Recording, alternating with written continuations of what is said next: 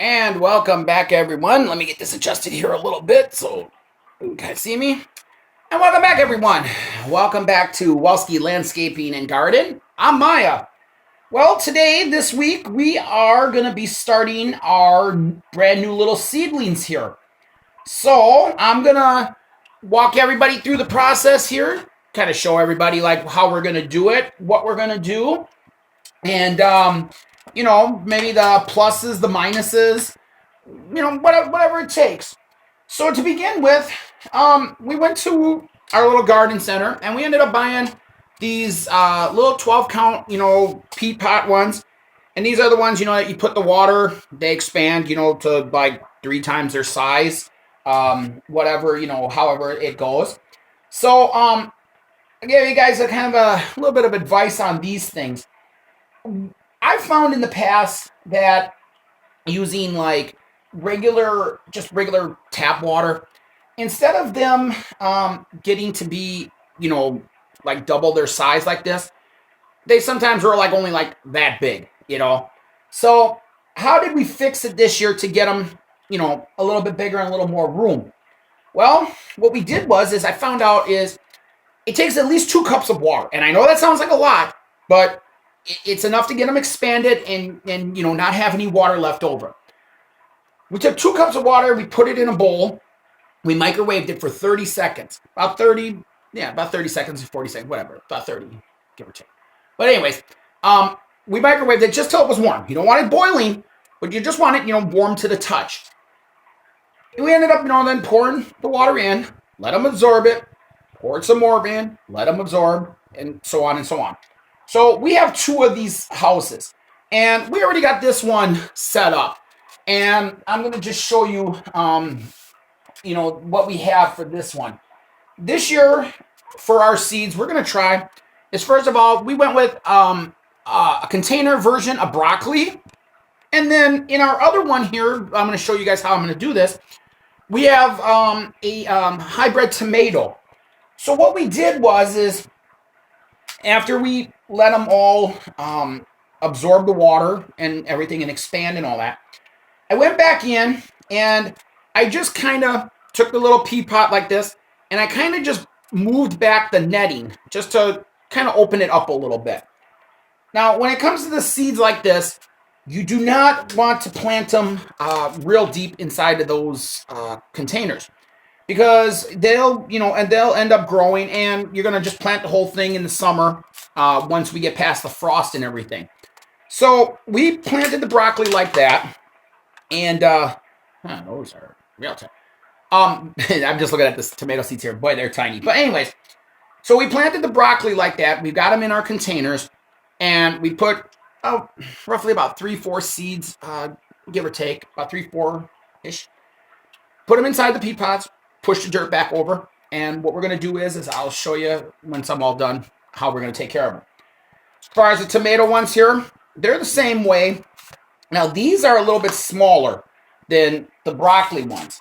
So all I'm going to do is I'm just going to just kind of work this down until I see roughly about 3 seeds per container. And these ones you can actually see. The broccoli ones you could not see. And I think that's it. Wow, yeah, that's it. That only filled 6 of the pea pods, or no. Yeah, no. 8 of them. Okay, well, anyways. So, took our seeds, got them all in there. Okay? So then, this, I don't know if you can see. Yes, you can kind of see it here in the video. We have our seeds, about 3 or 4 in each one. These 4, I didn't have enough, but no big deal. So what we're going to do is these have now been soaked and all that. So what we're going to do is I'm just going to end up pushing the dirt that I removed, by scrunching it like this. I'm just going to end up pushing the dirt back, closing it back up like this. And I'm going to leave these other ones open. I might end up putting like some flower seeds or something in here. I'll see how it goes.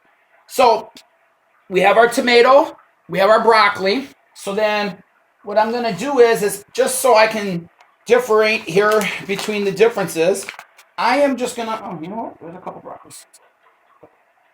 what I'm going to do is I'm going to take the broccoli one, so I don't mix it up or whatever, and I'm going to tape this to my lid, tape it to my lid like this so I can tell what's what. But anyways, what we're going to do is we're going to snap the lid on here.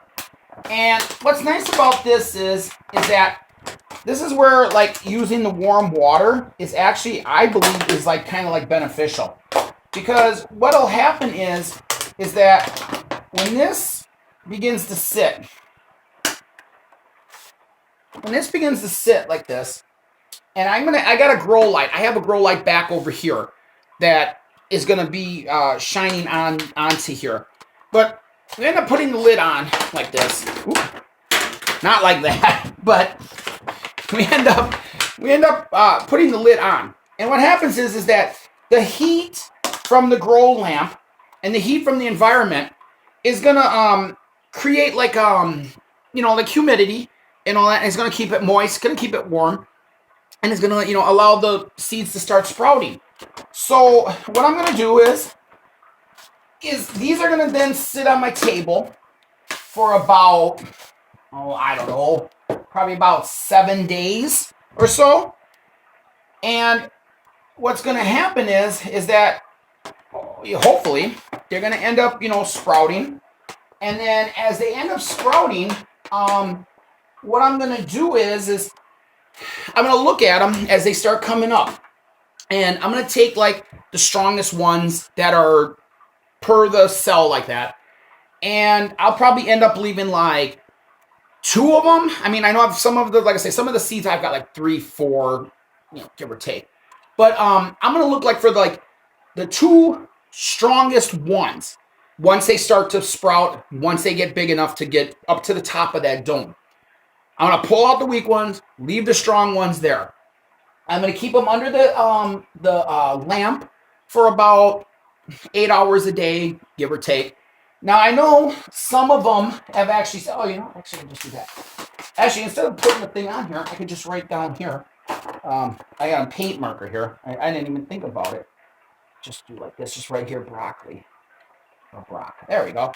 But anyways, as I was saying, I know some of the instructions, like on these little houses, they'll tell you like, oh, when you plant these things, plant them in like a darker location, for the time being until they start to sprout and everything. And I found that might work, but you get real spindly ones. And if you look, last year's video, I believe it was, there was only 2 videos done, but look at last year's video on here for the seeds. I might actually put a link, up in the corner here or whatever for that one.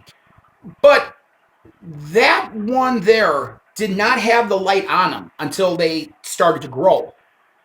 When they started to actually grow, you'll see in that video that they are just crazy. They're spindly, they're nasty looking, whatever. So I figured the best cure is put them under the light, keep them warm until they start to sprout. Then when they sprout, we'll end up we'll still water them, but we're gonna then rotate the trays, 180-degree turn each time to let them, grow one way and then grow back the other way, back and forth like that until they, get healthy enough. And hopefully those then, the broccoli ones, we'll be able to plant those out, container, some in the container, maybe some in the garden. And we will also then plant the tomato ones in the garden also. Like I say, if everything comes up. I know, like I say too, I know in the past that when I've had tomato bushes, I've had like cherry tomatoes, beefsteak, things like that. I've actually had some of them where the tomato itself, like, fell off the vine, was dug under the ground and all that. And I know they say you're not supposed to, plant tomatoes same spot, 2 times a year because of the acid that's within in the vine like that, because they won't produce. You have to move them around and all that. But I found that when the seedling dropped like that, or the rotten tomato dropped, seeds got in the ground over the winter. And then the following spring, I actually had extra tomato plants that came up in the garden. And like I say, it was interesting. I don't remember if those ever produced anything, but they was interesting to see, that it actually worked, and everything, that they actually came up. So we've got that now going to be started. Going to have the light, like I say, on it and all that. And make sure, like I say, if you're watching these videos and you like them, make sure you, hit that subscribe button and make sure you give it a thumbs up. And also make sure you hit that bell notification, because we're going to have some other things coming up. March 9th or 10th, we got a green show, a trade show coming up. So we're going to be shooting video from that and showing everybody, what they got out there and what's going on and all that. So we're going to be going to that and showing you that. I believe we're going to have, the videos on the seeds and all that, the video on the garden. So like I say, and we're also going to be taking you along this summer. We're going to be showing you, viewpoints from riding mowers, walking mowers, jobs that we're going to be doing out there, sprayings, all that kind of stuff. So make sure, like I say, make sure you, click that subscribe button and, see what we're up to every week. So until next week, when I'll give you guys an update on the seeds, everybody take care, stay safe. And again, I'm Maya from Walski Landscaping and Garden, and we'll see you next time, everyone. Take care.